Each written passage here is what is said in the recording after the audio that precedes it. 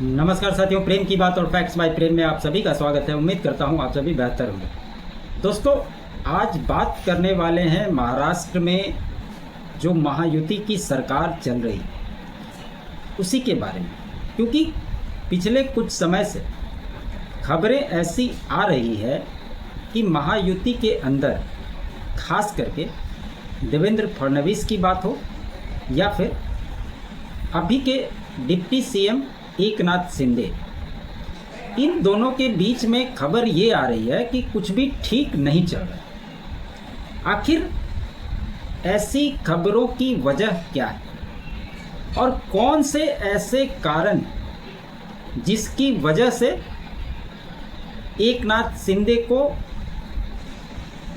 Monsoon सत्र चल रहा था उस दरमियान दिल्ली आकर अमित शाह, प्रधानमंत्री नरेंद्र मोदी, जेपी नड्डा, इन लोगों से मुलाकात करने की आवश्यकता है। और हाल ही में जब कैबिनेट की मीटिंग थी उसमें भी ये नादारत अब थोड़ा पीछे ले चलने की आवश्यकता है।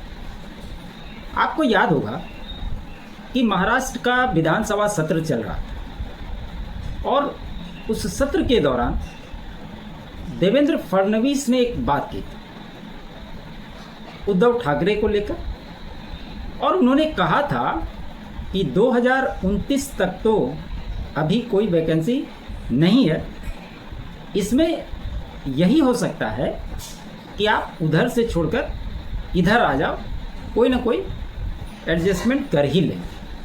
हालांकि बाद में इस बात का खंडन दोनों की ओर से किया गया कि ये सदन में हंसी मजाक की बात थी, हंसी मजाक में उन्होंने बोला।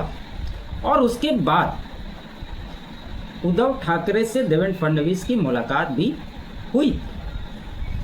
ये बात भारतीय जनता पार्टी के शीर्ष नेतृत्व को अच्छा नहीं लगा और इसी वजह से देवेंद्र फडणवीस को हाईकमान की ओर से एक चेतावनी दी गई कि आप थोड़ा संभल कर बयानबाजी करें।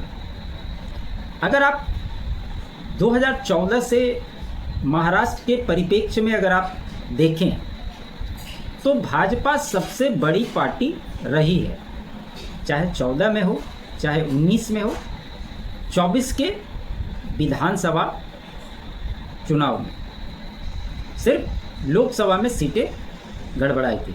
और ऐसा क्यों हुआ था ये सभी जानते। भाजपा के शीर्ष नेतृत्व को ऐसा लगता है कि 2019 के चुनाव में 14 से 19 में जब देवेंद्र फडणवीस मुख्यमंत्री पहले टर्म के थे और दूसरे टर्म में अभी बने, 19 के चुनाव में जब भाजपा शिवसेना अलायंस को पूर्ण बहुमत मिला था सरकार बनाने के लिए, उस समय उद्धव ठाकरे ने भारतीय जनता पार्टी के साथ धोखेबाजी करते हुए कांग्रेस और एनसीपी, उस समय एक ही एनसीपी, जाकर मिल करके सत्ता में आकर सरकार बनाई और मुख्यमंत्री बने। लेकिन 2.5 साल के अंदर ही एकनाथ शिंदे ने शिवसेना को 2 टुकड़ों में किया और स्थिति ये हो गई कि शिवसेना असली पार्टी का दर्जा तक, उनका चुनाव चिन्ह तक आज के समय में एकनाथ शिंदे के पास आ गए। तो ये एक ऐसे राजनीतिक व्यक्ति रहे हैं एकनाथ शिंदे जिन्होंने अपनी पार्टी में बगावत करने के बाद अपने आप को प्रूफ करके दिखाया। और जो 2019 का मैंडेट मिला था भाजपा शिवसेना गठबंधन को, भाजपा को फिर से सत्ता में वापसी दिलाने का रास्ता एकनाथ शिंदे ने ही तय करवाया। ये बात अलग है कि उस समय एकनाथ शिंदे को मुख्यमंत्री बनाया और चूंकि देवेंद्र फडणवीस उससे पहले मुख्यमंत्री रह चुके थे, इनको उप मुख्यमंत्री बनाने की जब पेशकश हुई, इससे भी वो नाराज चल रहे थे, लेकिन हाईकमान के कहने पर ये उप मुख्यमंत्री बन गए। लेकिन जब 24 का चुनाव हुआ और जिस प्रकार से भाजपा अपने सहयोगियों के साथ इंडिविजुअली भी सबसे लार्जेस्ट पार्टी बन के उभरी, और इससे पहले भाजपा इतनी सीटें महाराष्ट्र में कभी नहीं जीती। लेकिन एकनाथ शिंदे के साथ देवेंद्र फडणवीस का कोऑर्डिनेशन जो है वो बराबर दिखता है, ऐसा है जैसे कोई समावेश इन दोनों के बीच में नहीं। अब इनकी जो भी वजह है, लेकिन परेशानी है, ये बात स्पष्ट तौर पर दिखाई दे रही, और इसी वजह से एकनाथ शिंदे दिल्ली चले जाते हैं, वहाँ मुलाकात, वहाँ से साफ तौर पे मैसेज दिया गया देवेंद्र फडणवीस को कि आप उद्धव ठाकरे के बारे में इतना सोचना सही नहीं है, और आप इससे दूर ही रहें तो वो आपके लिए बेहतर होगा। अगर आप लोगों को देवेंद्र फडणवीस का पहला कार्यकाल याद होगा, तो जब उनको मुख्यमंत्री बनाया गया उस समय उनका जो परफॉर्मेंस था वो बड़ा ही ज़बरदस्त रहा, और उनका कद भी पार्टी में बढ़ा। उनकी अजीत पवार से अच्छी दोस्ती है, क्योंकि आपको याद होगा जब अचानक से अजीत पवार ने अपने दल के सभी सांसदों का समर्थन पत्र देकर देवेंद्र फडणवीस के साथ सरकार बनाने की कोशिश की। हालांकि वो सरकार चली नहीं, लेकिन माना ये जाता है कि ये दोनों अच्छे दोस्त हैं, और ये आपको देखने को भी मिला होगा कि देवेंद्र फडणवीस और अजीत पवार जब भी एक साथ रहते हैं तो वो जितने सहज आपको दिखाई देंगे वो एकनाथ शिंदे के साथ दिखाई नहीं देगा।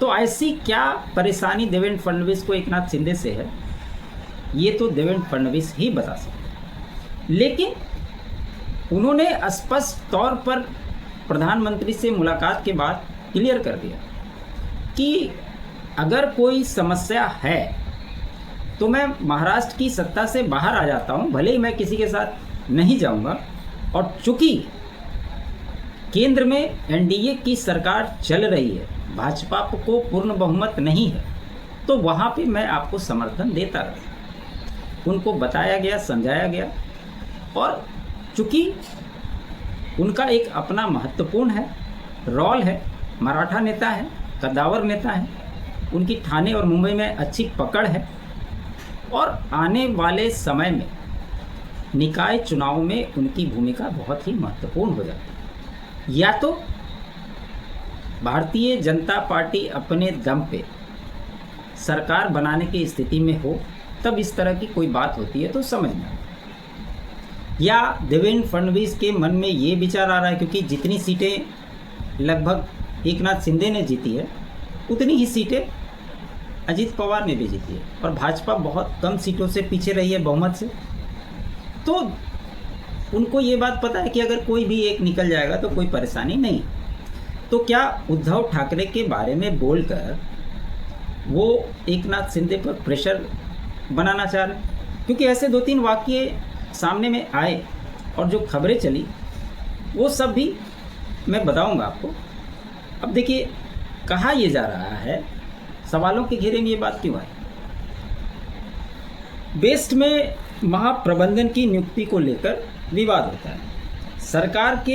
सरकार ने एक ही पद के 2 अलग अलग विभागों से अलग अलग अधिकारियों की नियुक्ति पत्र निकाली। एक जो एकनाथ शिंदे का डिपार्टमेंट है शहरी विकास, उसकी ओर से निकलता है, और दूसरा देवेंद्र फडणवीस के कोटे के जो विभाग है वहाँ से दूसरे अधिकारी का निकलता है।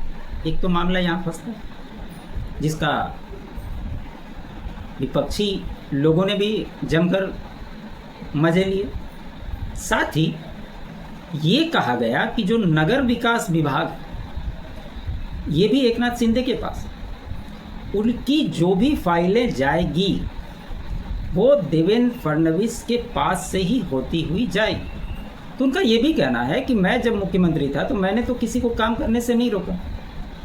अगर मैं अभी डिप्टी सीएम हूँ, मेरे पास जो विभाग है, क्या मेरी फाइलें को रोकने का प्रयास किया जा रहा है?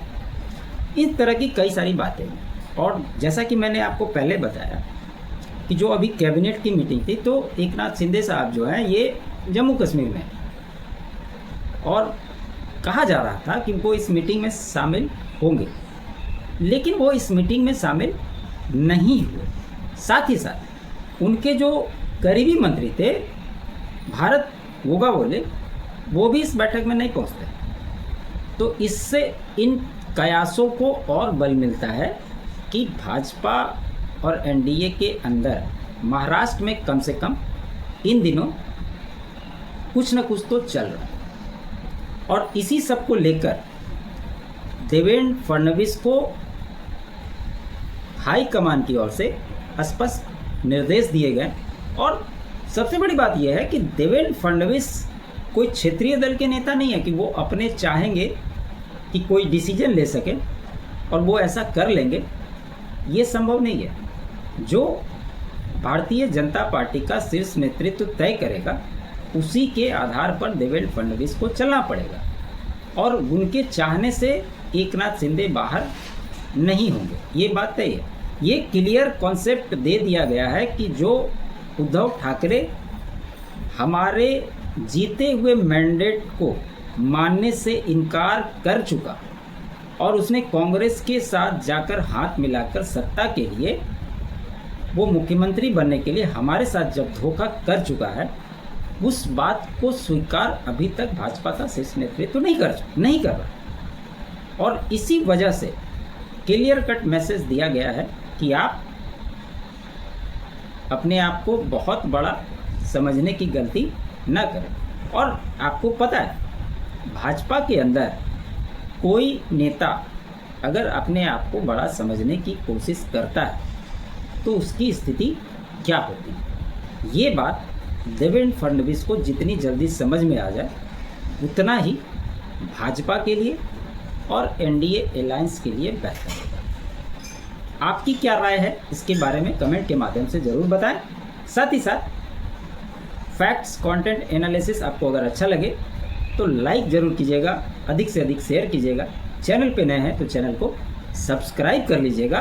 मेरे अल्टरनेट चैनल फैक्ट्स बाय प्रेम को भी आप सब्सक्राइब जरूर करें। आप सभी का बहुत बहुत धन्यवाद। जय हिंद, जय भारत।